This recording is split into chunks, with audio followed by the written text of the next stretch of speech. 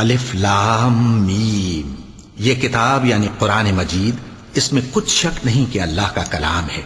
परहेजगारों के लिए रहनुमा है, जो गैब पर ईमान लाते और आदाब के साथ नमाज पढ़ते और जो कुछ हमने उनको अता फरमाया है उसमें से खर्च करते हैं।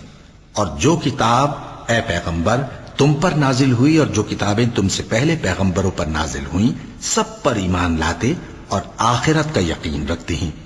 यही लोग अपने परवरदिगार की तरफ से आई हुई हिदायत पर हैं और यही लोग कामयाब हैं। जो लोग काफिर हैं उन्हें तुम नसीहत करो या ना करो, उनके लिए बराबर है। वो ईमान नहीं लाने के। अल्लाह ने उनके दिलों और कानों पर मोहर लगा रखी है और उनकी आंखों पर पर्दा पड़ा हुआ है और उनके लिए बड़ा अजाब तैयार है। और बाज लोग ऐसे हैं जो कहते हैं कि हम अल्लाह पर और रोजे आखिर पर ईमान रखते हैं, हालांकि वो ईमान नहीं रखते। ये अपने ख्याल में अल्लाह को और